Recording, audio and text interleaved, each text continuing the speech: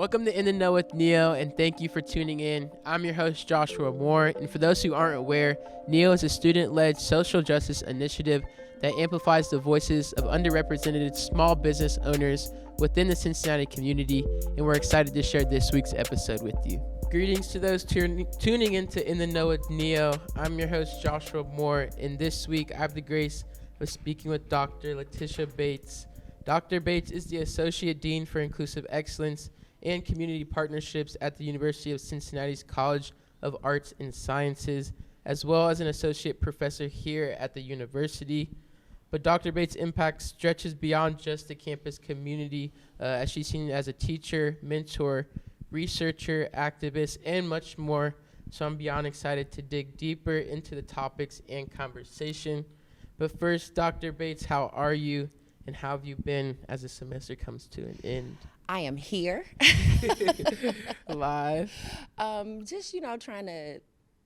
Trying to finish out the academic year.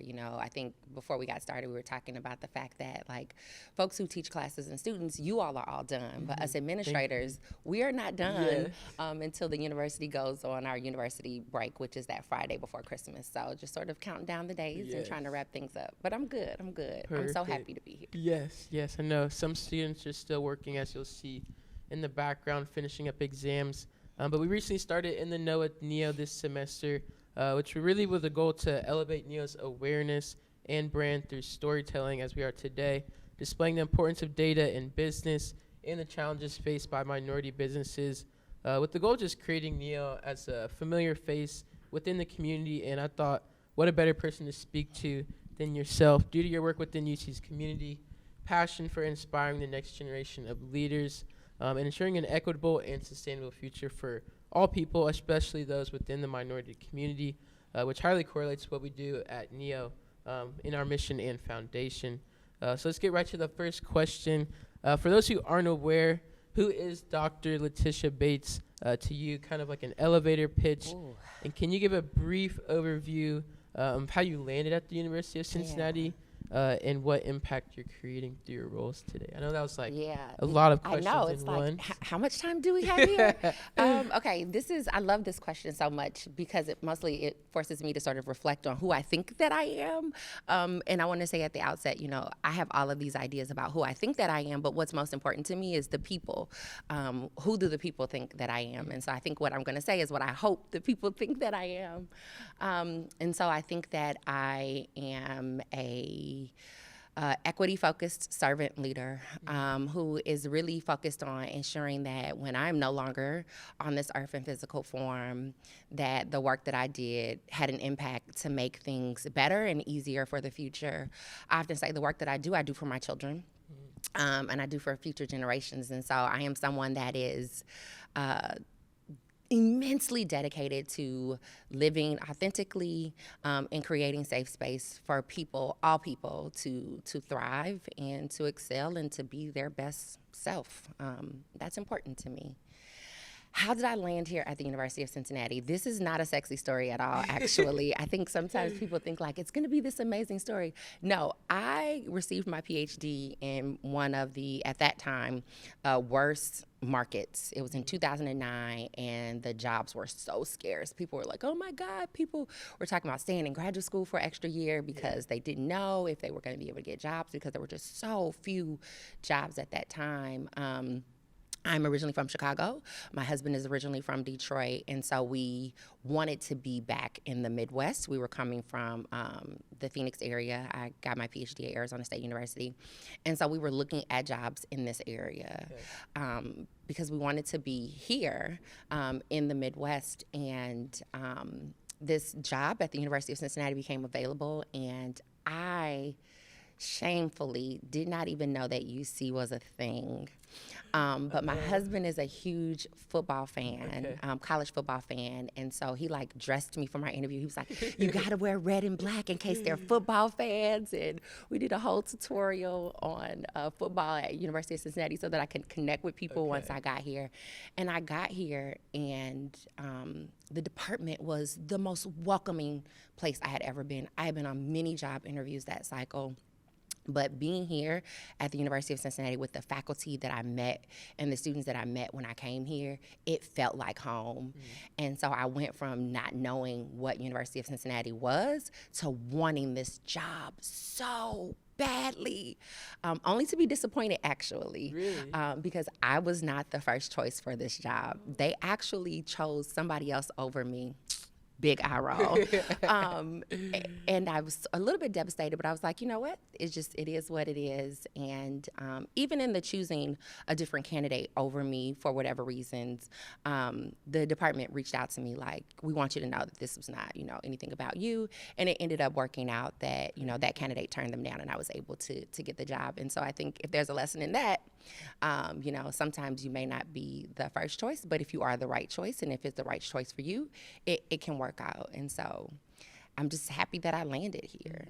Yeah, I think you made some really great points. And over the weekend, me and my friend have a conversation over legacy and just like the things you leave after. So I'm glad you hit on that. And a similar story, being from Columbus, Ohio, and having a brother who also went to Cincinnati. When I got here, I was like, this is the place that I think that I really enjoy. And I've said it, I think probably every episode, but I do say it, Columbus natives don't enjoy it, but I like Cincinnati more than Columbus. So I do have to you're going to be that. in trouble. yeah, but Cincinnati's a special place. And I think that resonated with you since you've been here. Yeah, since your inception, you started working. So as we stated, you hold the role of Associate Dean for Inclusive Excellence in Community Partnerships, which was introduced within the college in 2009.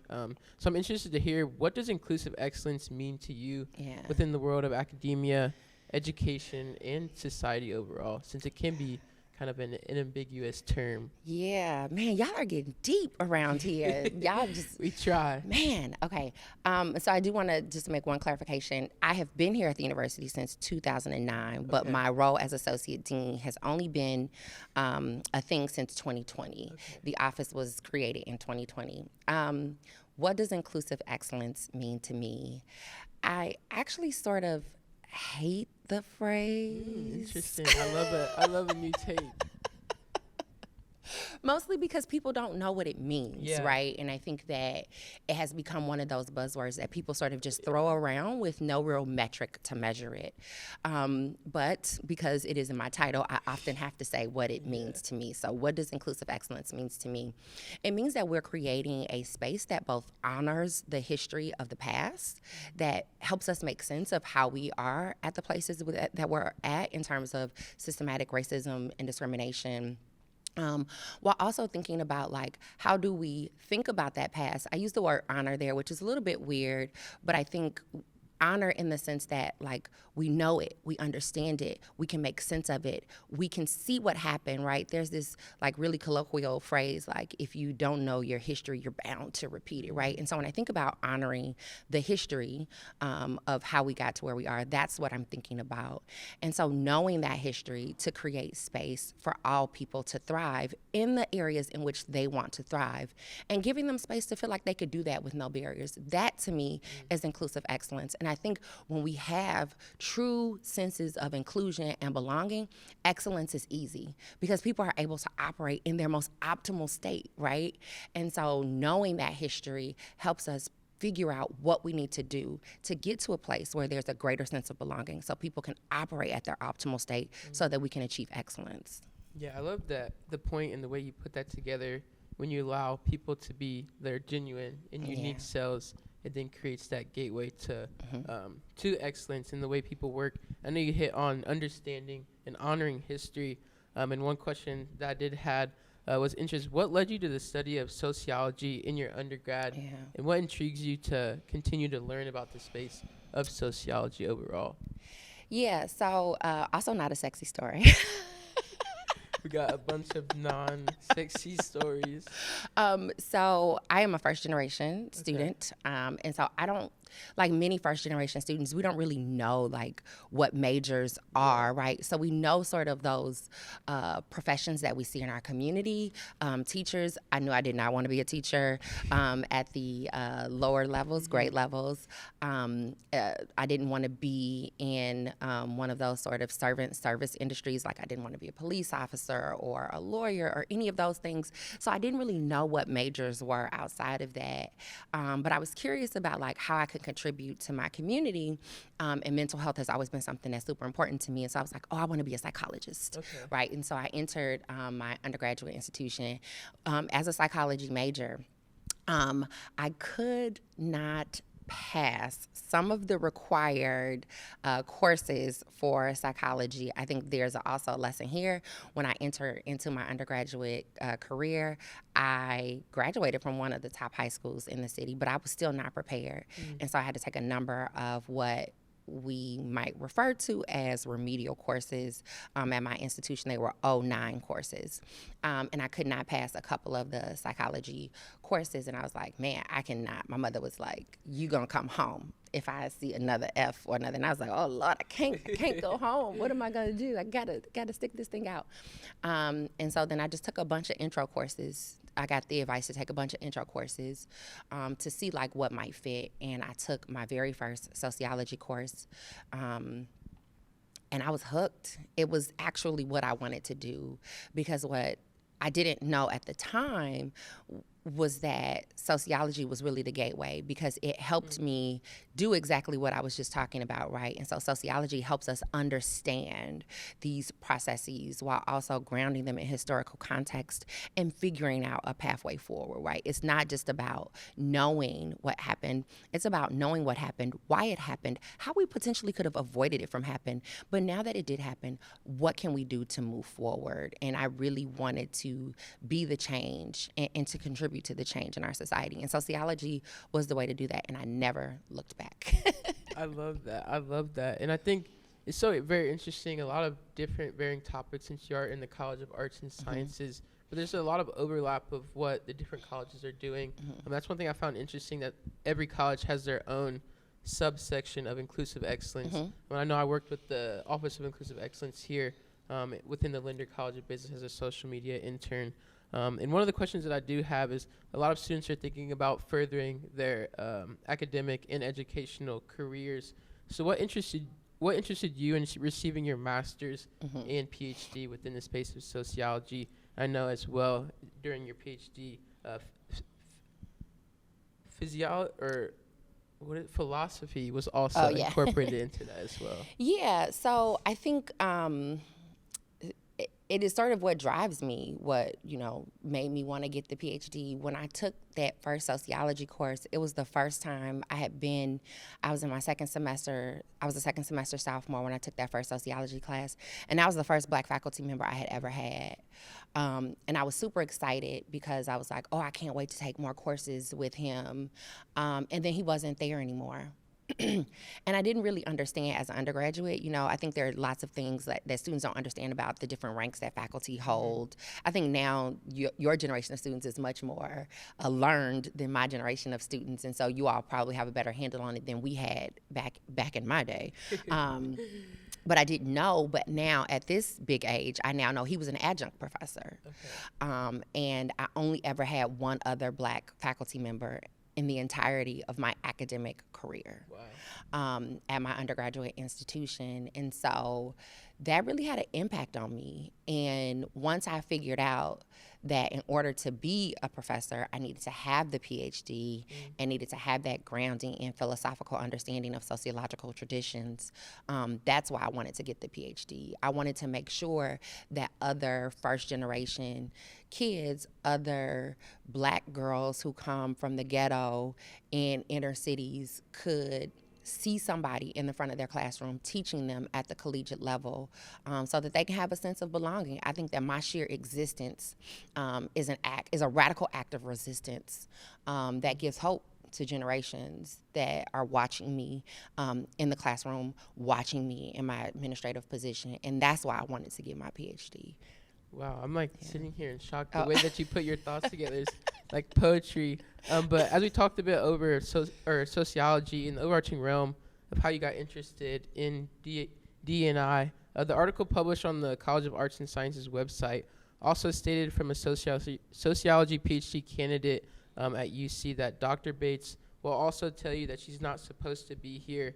And in a way, many minorities in business, academia, and life in general feel this way. So I wanted to ask how this perspective changed your view Yeah. on the work you do and how it motivates you to maintain that passion Yeah. and perseverance that you display through your work and just personal brand. Yeah, I want to eradicate that feeling. I don't ever want any student to have that feeling, right? And in some ways, it's a bit tricky because that sense of like, I'm not supposed to be here is what drives me, right?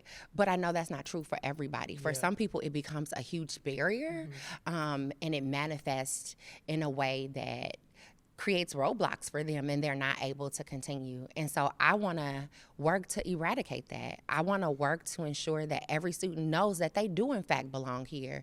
And if somebody told you that you don't, tell them to come see me, right? Like that's not okay, but we do know that because of systematic racism and injustice that a lot of Black kids, Latino kids, LGBTQIA kids, depending on what discipline you're in, if you're in the sciences, women feel like they don't belong in those various disciplines. And so I want to do work and I want to uplift voices to show them that they do, in fact, belong in those spaces. And not just that they belong in those spaces, but they need to be there and that they should be able to excel in those spaces in the same way that their white counterparts do.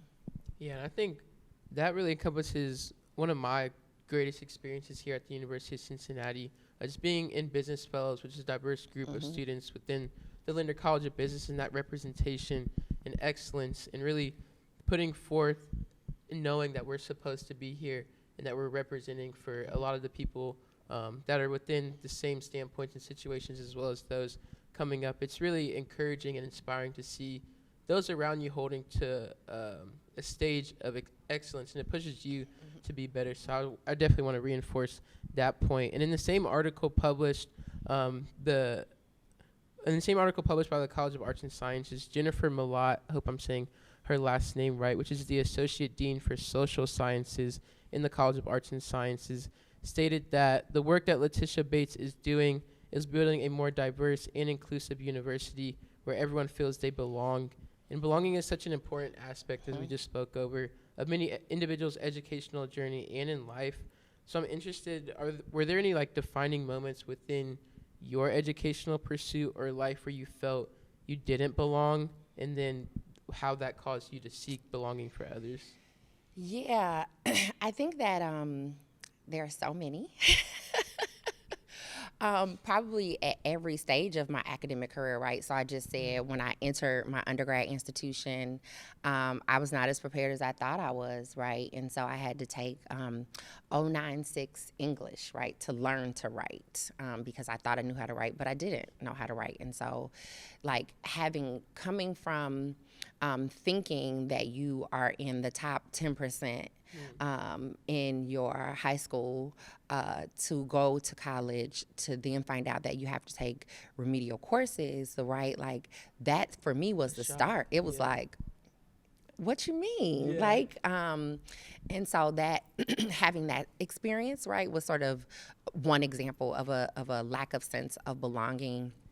I think there are some sort of what feel like trivial examples, but like are really sort of examples that touch on how systematic racism works, how lack of capital or differing types of understanding of capital matter. And so I'm saying all of that to sort of set up what I'm about to say.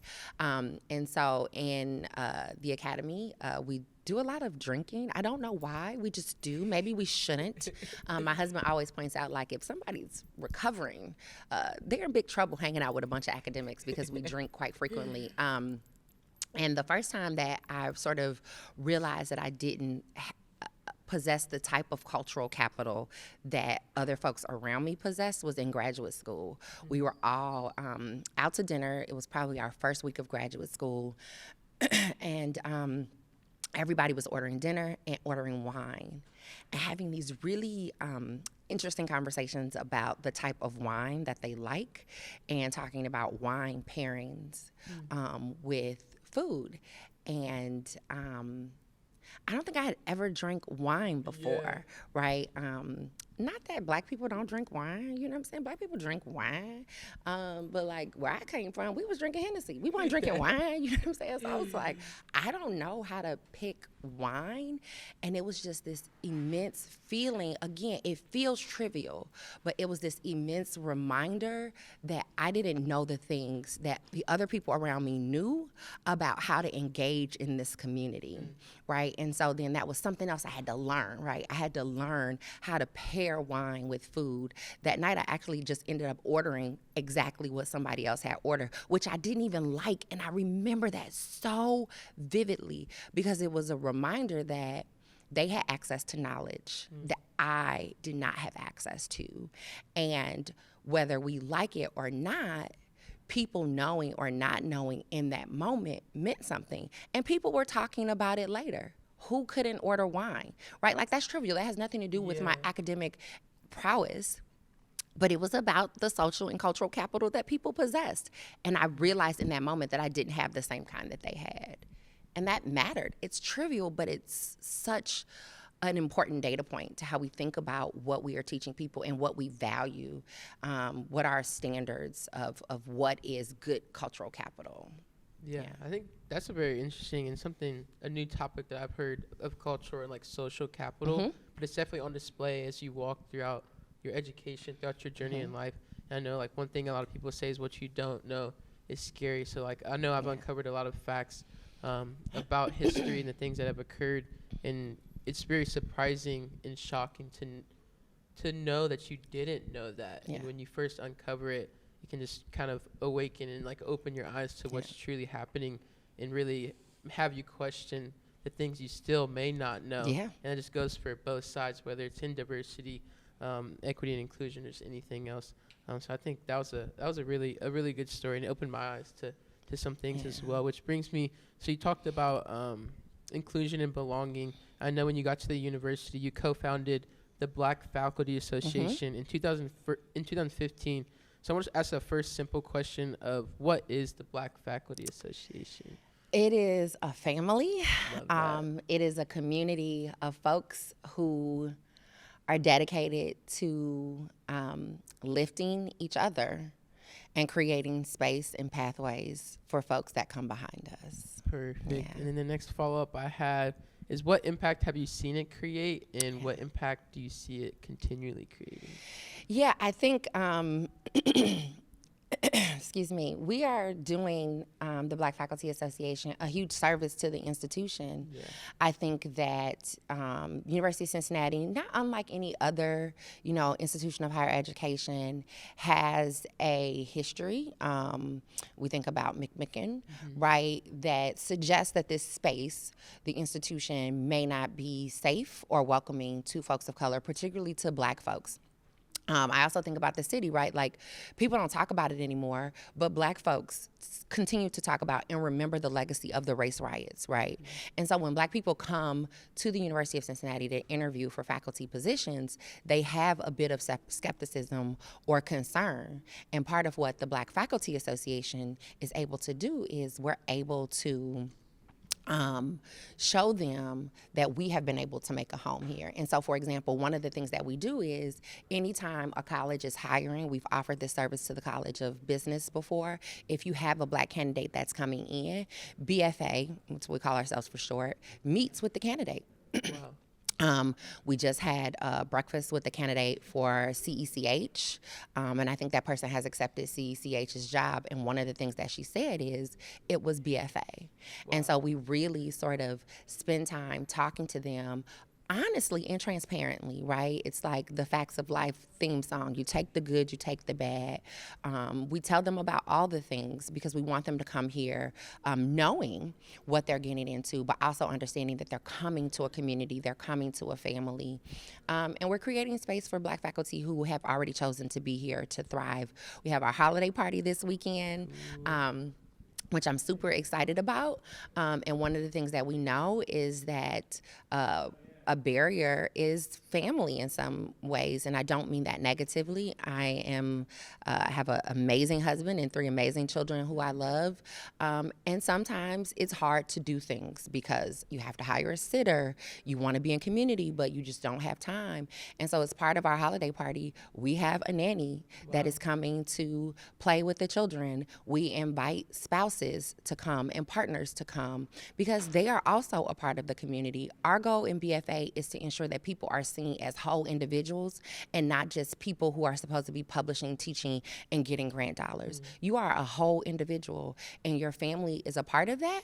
And it creates community for our families, right? And so BFA kids know each other. BFA spouses and partners commiserate with each other about what it's like to be married to an academic. And I think that that's a huge service that people don't see as really a diversity, equity, and inclusion initiative.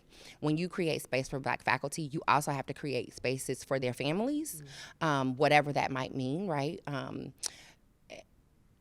Because that's a part of our culture, and that's important to us. Yeah, I love that, and I think it like ties together what you spoke over, like the different types of capital, from social to personal to educational.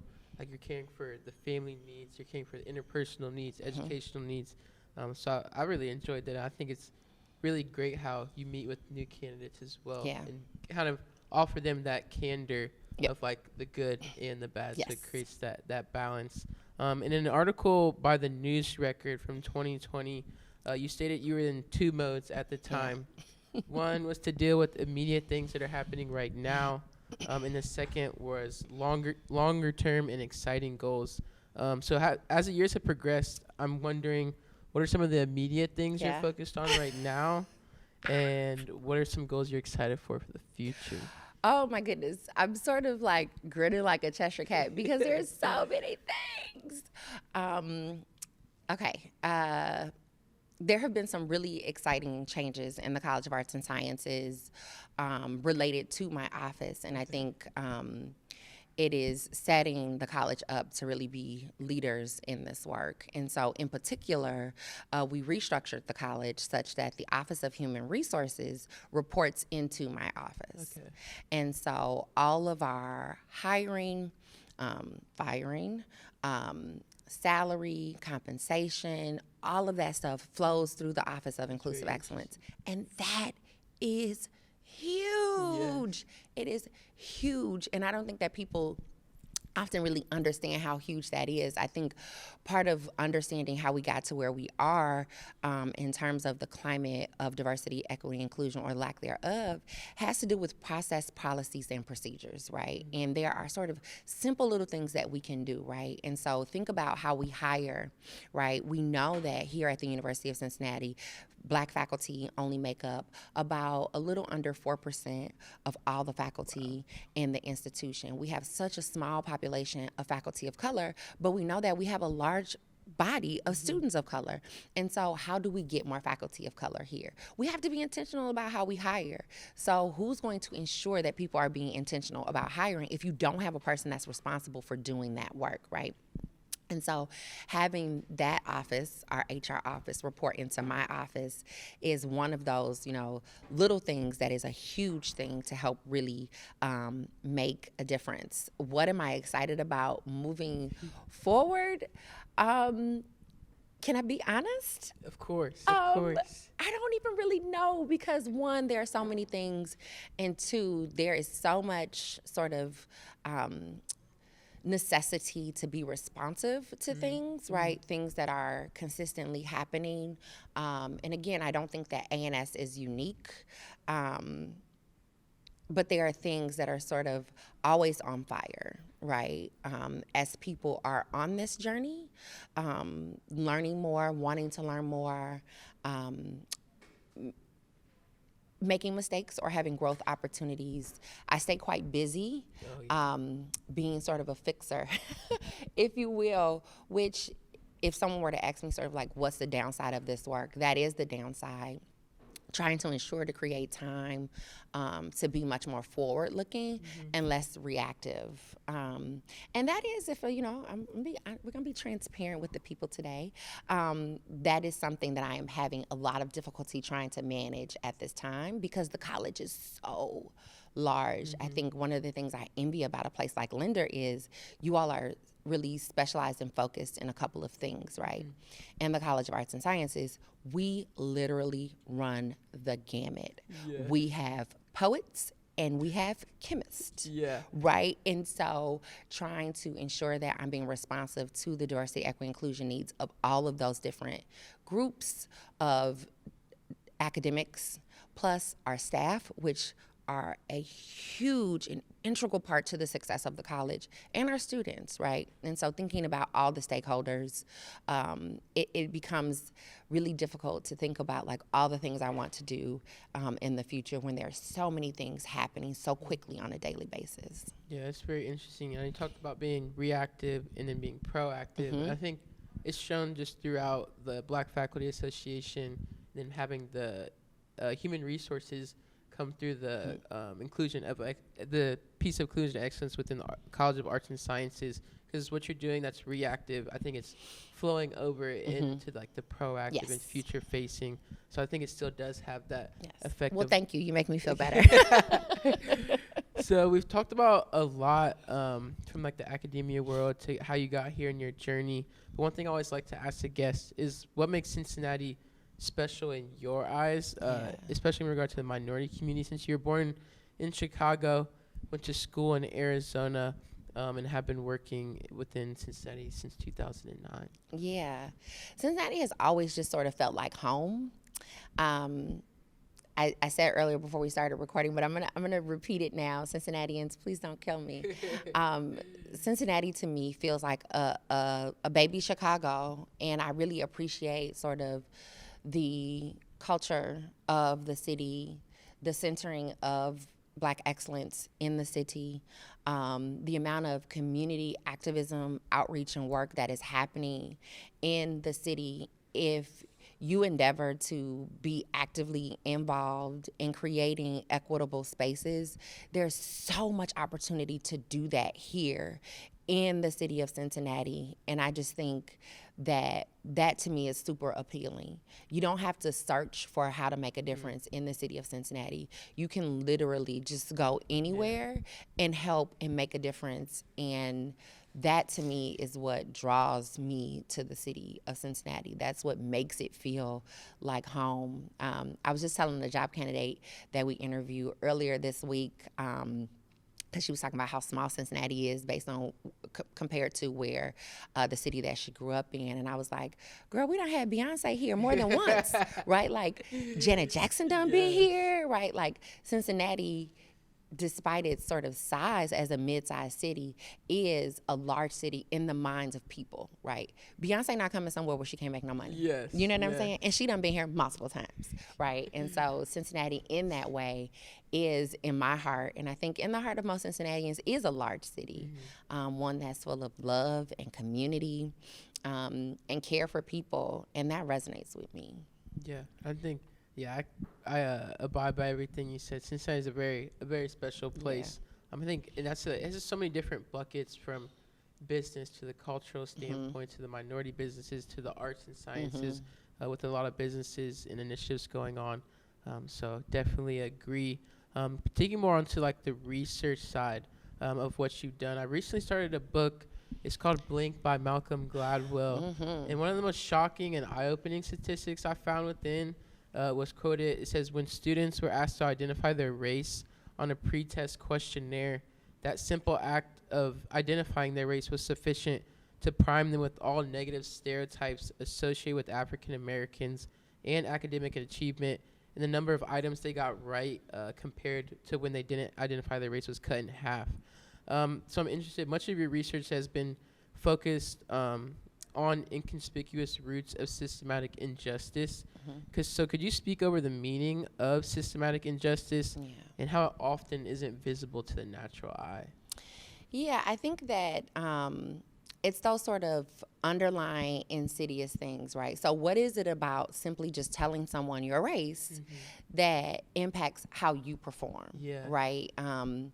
But we know what folks think about Black folks as it relates to academic achievement. I cannot tell you how many times people are often surprised when they learn my credentials. I have my earrings on today. I have my earrings on that say Dr. Bates. I've literally had somebody ask me, who is Dr. Bates? Really? Right, and so this notion that a black woman who look as good as me, who's as young as me, can be a doctor is really lost on people. And even young children know that, right?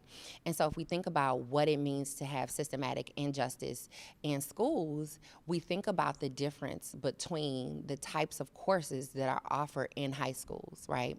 And so we love the city of Cincinnati. We're dedicated to doing work in the city of Cincinnati, and we know that there are differences between the types of schools that exist in the city of Cincinnati versus in surrounding areas, right? And so we know that there are some high schools in the city of Cincinnati where kids cannot take AP courses. Wow. Yeah. Right? Like, that is what we mean when we talk about systematic injustice. What does it mean to take an AP course for your future trajectory? Right? When you get to college, what does that mean for your ability to think that you can go to college? Forget AP courses. Let's just talk about higher level math. There are some places where kids can't get calculus, right? And so if I know I want to be an engineer and I can't get calculus, what does that mean for how quickly I'm going to be able to go into that major, go into that profession? And so when we think about sort of the insidious, invisible types of, and I'm sort of using invisible loosely, right? Because it's quite visible if you don't have certain courses offered at your school, but people don't think about those kinds of things. One of the things about the city of Cincinnati, when you are from here, even when you're not from here, one of the first questions people ask you, do you know one of the first questions people ask you when they meet you in the city of Cincinnati? You may Where not. are you from? What high school did you go to? What high school did you go to? Yeah. Why are they asking that question? To learn your roots and your background, where you came from. It is a question about your level of both intelligence and affluence, and to tell them something about really the kind of capital that you may or may not have. Right? And so that's what I'm talking about when I'm talking about systematic injustice. We know that certain schools in certain communities, in certain neighborhoods, have access to certain things and others don't. And we know that that access or lack thereof has a long-term effect on what kids are able to go on and do. We know it has a long-term effect on what people think those kids can go on and do. And then that becomes a part of how they see themselves, right? That is sort of the root of imposter syndrome in some ways, right? And so I know that when they see my name on a resume, they're going to read certain things into that. And so how they see me, what they think about me, that is going to impact how confident I'm able to walk into that room. And that's what happened to those kids that Gladwell's talking about in his book. They knew instinctively what people would think. They also knew that if they did too well, people would think they cheated. Yeah. Because there's no way, right? They don't belong there in that space, right? Yeah. For everyone listening, definitely recommend the book by Malcolm Gladwell. There's a lot of shocking and kind of scary statistics and results and research that he's done in there. I'm only halfway through, so I still have a lot to get through. But we can continue. So you also stated in the article by the News Record, we should all be engaging in this equity work and should think about how thinking about how every practice that we have taught to us from a framework that did not consider equity right, and that you would like for us as a community, as a country, and as a world to be thinking more about how we can intentionally unlearn and relearn a more equitable framework in every aspect of what we do in our lives. So what tips would you give to those listening, especially students, on how to become educated and follow the advice given? You have to read. I think, and I'm using the word read somewhat loosely too. Audiobooks are amazing. But if you're like me, you like to touch things and highlight things. You have to read. You have to know, right? It's back to what I started with about honoring sort of and understanding the history, right?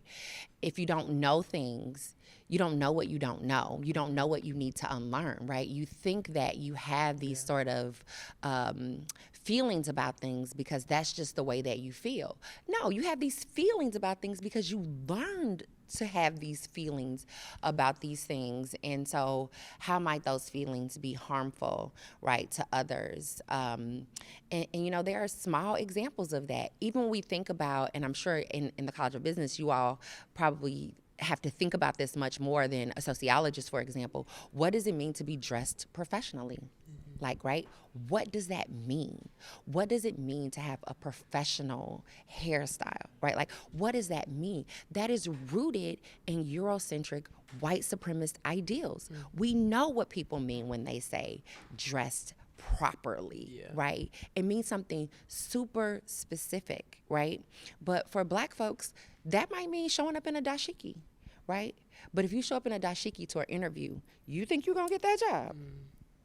Probably very low. Probably not, right? Unless it's Black folks that's hiring you to work in a Black space. You know what I mean? Yeah. But I think these are the kinds of things when I talk about like unlearning. What does it mean to think about other ways that we can wear our hair, that we can dress? What does it mean to think about maybe wine isn't a indicator of class, if you will, right? Like, what does that look like if we unlearn those things and we unlearn those standpoints and come with a fresh view that takes into account other people's experiences of what is normal, what is culturally appropriate for them, and make space for that to also exist alongside of those things that others value. Yeah, I think you made a really good point. It's very hard to wean away from the habits and the foundation that you've already had. But, and as you said, like the things you don't know can scare you, but when you do figure out, you have to make that conscious effort to make that change. And that can be very hard based off certain circumstances and situations you're in. But since NEO's consulting is based in business analytics, I wanted to look more into like the objective and analytical conversation. So as you've grown in your research, I was doing my own research, and I saw that you're heavily involved in this space and continually understood the importance of objectivity and like quantitative analysis in order to create change. How important would you say these skills are within the space that you're working in? Oh my God, they are huge because people misuse numbers and statistics all the time, or they use them inaccurately or out of context, right? And so I'm gonna pick on the University of Cincinnati for a moment. One of the things that is so scary about numbers is it depends on what your benchmark is, right? And so if you look at U.S. News World Report, you look at the data as it relates to the number of Black faculty. I keep talking about Black folks because I'm Black, so that's what I know the most. You know what I'm saying? If you look at where all institutions in the U.S. are in relation to what percentage of their faculty are Black faculty, UC ranks super high. We are like in the top 10% of universities in terms of our number of Black faculty. You might be inclined to be like, oh my God, that is awesome. UC is doing such a great job. Pause. Only 4%. This is why numbers is so important, right? Because if you look at we're in the top 10%, you will be inclined to pat yourself on the back. But if you dig deeper, you know it's only 4% of our faculty are Black faculty. We're the best of the worst. Right? And so I do want to give the university its kudos, right, for making headway, but looking at those numbers and those statistics alone can be misleading and can make us miss the larger point. This is why understanding who is in your numerator, who is in your denominator, understanding what it is that you're actually measuring is super important, because you could get the wrong message that could unintentionally be harmful, right? If we only stopped at the 10% of all universities, we would stop all our efforts because we're doing great. But we only have 4% Black faculty. That's terrible, right? But it's the best of the worst. Yeah, I think that's really interesting. I read a book over summer. It was How to Become a Data Head, and it talks about how people apply statistics and like the analytical analyses, and it like spoke on like benchmarks and what like the percentage increase they're talking over, like the top 10 ranking list is going off of. So I think that's really interesting as well, and just how like the objective side combines with the subjective That's right. side. And kind of switching topics very quickly, I saw this while I was doing research, and I thought it was a very cool experience. I saw that you got to do the keynote speech during Cincinnati's 43rd annual Martin Luther Yes. King Jr. Day Celebration. It sounds like an amazing experience. So could you speak over shortly of that and just how it made you feel? Really? It was surreal. Yeah. It was surreal. I don't know if you've ever been in music hall, but it was in music hall, and I was terrified. Can I just say that out loud? Yeah. Because it's probably the largest crowd I've ever spoken to in that fashion, where it was like everybody was there to see what I had to say, and it was an absolutely packed house, and it was actually on Dr. King's birthday, the year that I did it. And it was just wanting to honor his legacy. I think that as a nation, we have mishandled the legacy of Dr. King. We have sort of quoted him out of context so many times to weaponize him against people of color who are enacting active resistance. And we've only sort of thought about how his peaceful protests were a part. And so it was really important to me to honor his legacy by being very clear and intentional about who he was and how who he was mattered in this moment for us. And it is the most amazing thing I've ever done in my entire life, to speak to an entirely packed house at Music Hall. It was surreal. It was surreal. And I did it. I was terrified. But like I tell my children, like I tell everybody, do it scared. Mm-hmm. I did it scared, and it was the best thing I've ever did in my life. I love that. That. Yeah, no, I first saw it, and I was just reading and doing all the research that I've done, and I was like, that's... Have you seen it? It's recorded. I haven't seen it. It is recorded. I'll have to send you the link. Perfect. It's recorded. I think it's actually probably one of the best talks I've ever given. We'll have to put it in the bios and everything for people to listen to as well. But yeah, I'm sure that was a very memorable experience for you. I know we're coming almost to the close end of that, but I just wanted to bring in more of like the NEO and the NEO side and the work that we're doing. And I know you've worked with NEO in the past, and just kind of provided your stance on the work that is done and how it closely ties with the work that you're doing. So what would you say you see as the importance of NEO's work providing pro bono consulting to minority businesses, specifically through like the niche focus of business analytics for NEO members, minority businesses, and just the Cincinnati campus overall? Yeah. So I think that there are a couple of things that sort of draw me to NEO. One of the things that, first drew me to you all when you reached out to me is that you have a lot of folks in your organization that are not themselves or do not themselves hold minoritized identities, right? You got a lot of white guys that you all work with.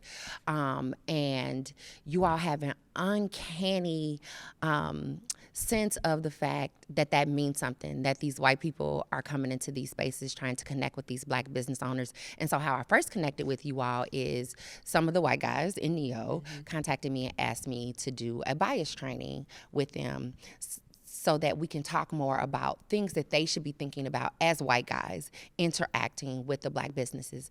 And I thought to myself, like, these young people are with it, and I am with it, right? Because part of the sort of risk of the kind of work that you all are doing is that you can appear as saviors, like you know more.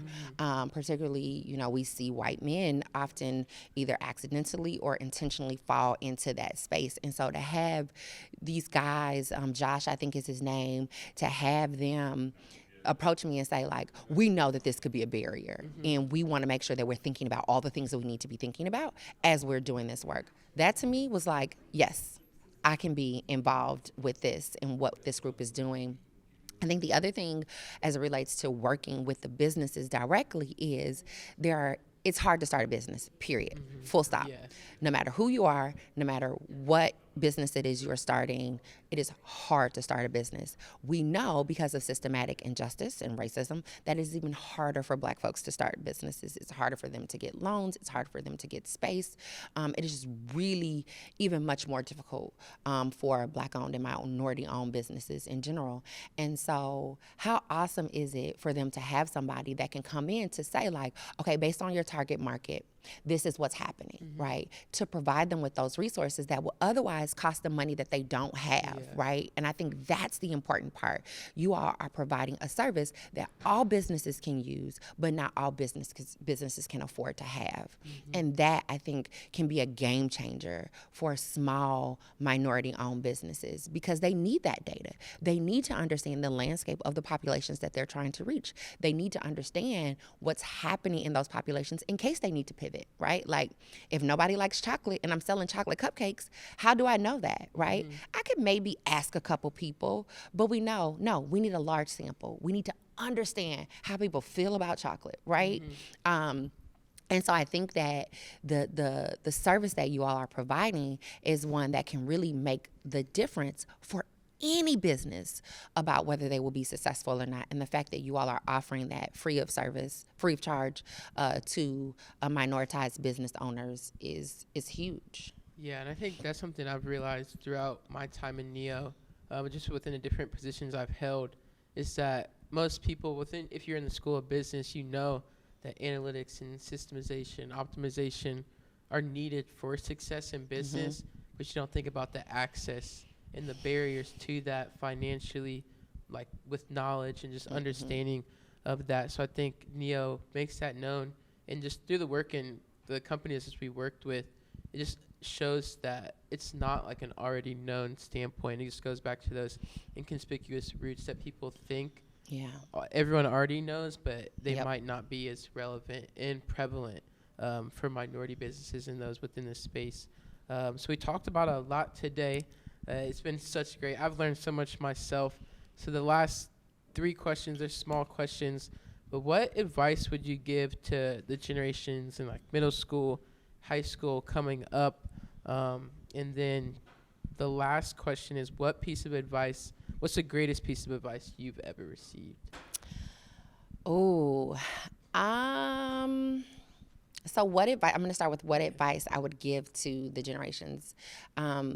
You are enough just as you are. And I think that is so important, going back to thinking about what norms people expect. I think it is hard sometimes as a Black woman to show up as my authentic self, right? To not speak properly, right? If you've listened to this podcast, you've probably a couple of times have said to yourself, like, what did she just say? Because I have my Chicago Southern drawl, and I don't let that go. That is a part of who I am. I think that African American vernacular English is super important, and I want to normalize that as a mode of communication. And because I just speak it naturally, I don't change how I talk. If I'm finna go, I'm finna go. Yes. And I don't care who is in the room with me, right? It can be President Pinto. I am finna go. And that's just important. And so I think it is, you are enough just as you are. And if you are not, they don't deserve you. And that's super important, because what happens if I lose myself? Then I'm miserable just doing a thing for you, and I don't even know who I am anymore. I reject that. I don't have to be somebody else to be successful. I am more than enough. And if they don't think I am, they don't deserve me, period, full stop. And that's it. What is the best advice I have gotten? I've gotten better at this over the years, but I think it's to pause. I am a passionate person. I think lots of people doing the kind of work that I'm doing, we have to be passionate and forceful. That sometimes equals hot-headed. It's a good hot-headed though. But to just pause, I think that we live in a society that tricks us into thinking that we have to go fast, go quickly, right? Go quickly, get there. But it's okay to just pause. And I think sometimes when we pause, we can think more clearly. And so I think that is probably some of the best advice I've gotten on this journey, is to just pause. You don't have to respond right away. You don't have to have the answer right away. Just pause. It's okay to just pause for a moment so you can get a clearer head. I love that. Especially the advice piece and the pause piece. That's what I found. If you just kind of let things work from the work that you've already put in, it'll show and it'll come about. But we spoke about so much from your roles within the University of Cincinnati, how you got to the University of Cincinnati, some of the research and the initiatives that you're involved in here, and NEO's work. So I just wanted to say thank you on part of NEO, as well as myself. I had an amazing conversation. I think we went over our time limit, but it's okay because we were having great conversation. Thank you all for having me. I really, of course. You all make me feel like a rock star. I love chatting with y'all. Thank y'all for having me. Yes, perfect. That was an episode of In the Know with NEO. Thank you for listening. Thanks for tuning in, and we hope you enjoyed this week's episode. If you're interested in learning more about NEO's mission and vision, follow us on social media at NEO Initiative or visit our website at neocincy.com.